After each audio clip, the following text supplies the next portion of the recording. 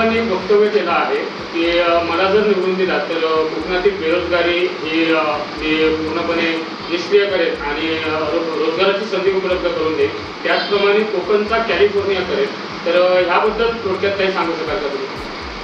100% 1990 सालापासून या ठिकाणी आम्ही पाहत आलो आहे की राणेसाहेबांच्या माध्यमातून भरपूर विकास कामांचा धडाका हा राणेसाहेबांच्या माध्यमातून झालेला होता. पण कोकणी जनतेने कुठेतरी 2014मध्ये ही चूक केली आणि राणेसाहेबांचा त्या ठिकाणी पराभव झाला. तो पराभव झाल्यामुळे या ठिकाणी हा जिल्हा जवळजवळ 15 ते 20 10 वर्षाचा मध्ये कालावधी गेला, पण 15 ते 20 वर्ष हा जिल्हा मागे पडला.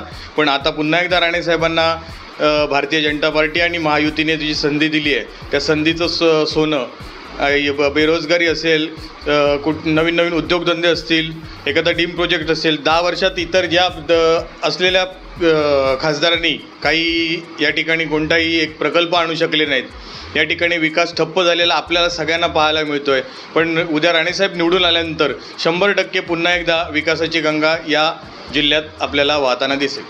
लोकसभा 2024 सार्वत्रिक निवडणूक होऊ घातलेल्या आपल्या रत्नागिरी सिंधुदुर्ग लोकसभा मतदारसंघाची निवडणूक येत्या 7 मे रोजी येथील लोकप्रिय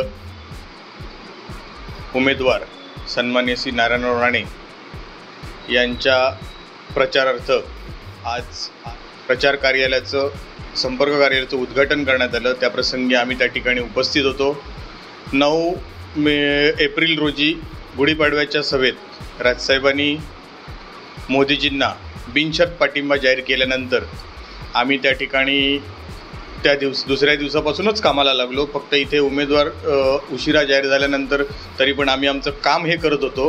त्यानिमित्त उद्या शनिवारी 4 मे रोजी कणकवलीतील उपजिल्हा रुग्णालय समोरील पटांगणावर सन्माननीय श्री राजसाहेबांची त्या ठिकाणी जाहीर सभा होते आणि या जाहीर सभेसाठी